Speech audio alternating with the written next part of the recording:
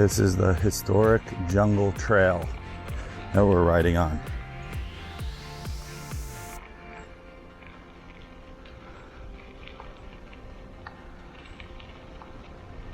Looks like there's a golf course over to the left.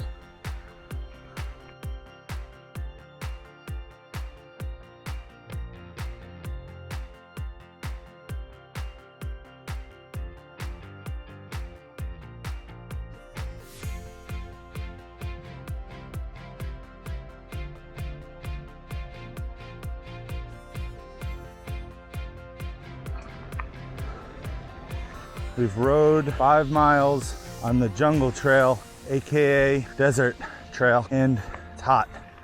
Let's see. Yeah, it feels hot here.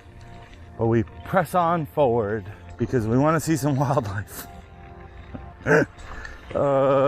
Bumpy. This trail here was used for transporting oranges back in the day. And today it's mostly a bike trail, and they also allow cars to go up and down it. Probably would have been worth driving, it's so long. Getting our exercise in, that's for sure. A lot of palm trees and mangroves for the water part of the National Wildlife Refuge, Pelican Island. This was actually made by, I think, Roosevelt when he did the national parks. He made this a refuge for wildlife. Okay, we've made it to the viewing area of the wildlife refuge. So there looks like there's a Pelican Island viewing area and a butterfly garden. Let's see what else they have. If you travel much in wilder sections of our country, sooner or later, you are likely to meet the sign of the flying goose, the emblem of the National Wildlife Refuges. Wherever you meet the sign, respect it. It means that the land behind the sign has been dedicated by the American people for preserving themselves and their children as much as our native wildlife as can be retained along with our modern civilization. Rachel Carson, 1947. It began with one man and one boat. By the late 1800s, market hunters had shot thousands of birds on the Pelican Island for their feathers, and collectors had robbed thousands of eggs from their nests.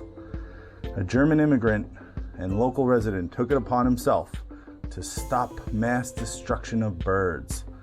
And the man, Paul Krogel, and his boat, with Audubon Krogel, enlisted the American Ornithologists Union of Florida, the Audubon Society, and others to help protect these birds.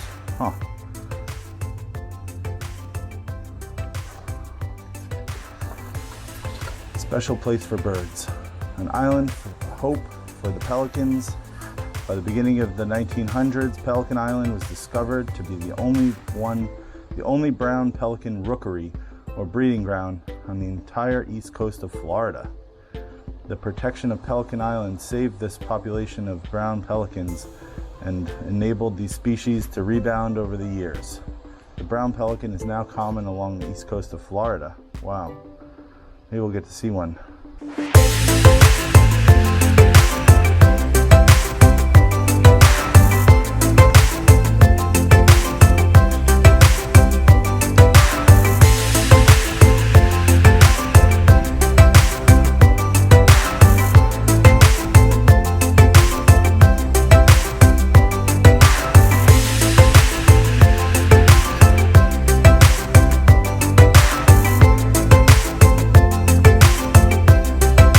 Okay, we took a break, went to the restroom and put some cold water on our face. And now we're walking over to the Welcome Center to see if there's anybody that can show us where to go to get the best viewing experience.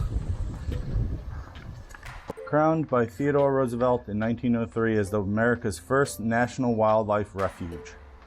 After setting aside the small 5.5-acre Pelican Island to protect nesting birds from feather hunters and egg collectors, Theodore Roosevelt went on to create an additional 54 national wildlife refuges during his presidency.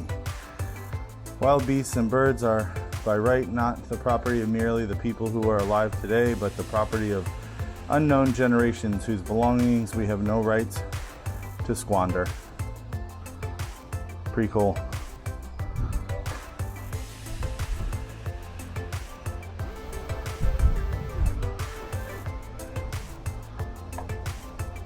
I'm gonna walk around this way. Far though. For what? There's nothing to look at. I'm gonna go out here. At this point, I think we're defeated on the jungle trail. We walked out about, I don't know, half a mile, and it's just too hot. So this is the best as it is right here. This is as nice as it got the whole way. And all we saw was a butterfly, a couple butterflies, and a couple of egrets just hanging out in the shade. So we're gonna head back, and then we have like a 5-mile bike ride. And then these are the mangroves here. They protect against erosion. So we're heading back, gonna get some water. And I don't know if I recommend. Can't say I recommend this because it said it was a jungle trail and there was no coverage above us.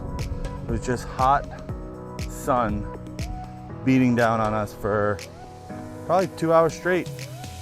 So if you come onto the jungle trail, bring lots of water.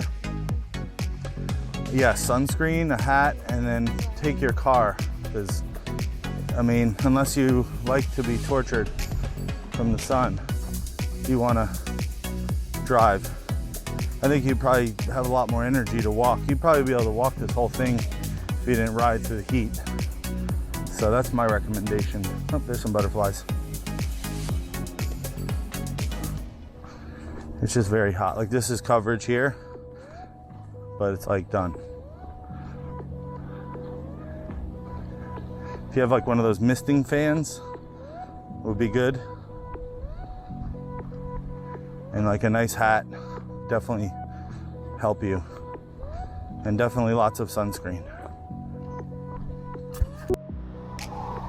We are now riding back on Highway A1A because it's got a paved sidewalk.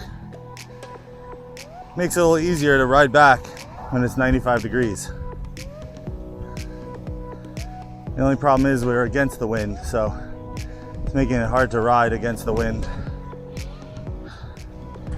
Hey dudes, this is the end of our journey. We were so wiped out from riding against the wind, as well as no coverage from the sun.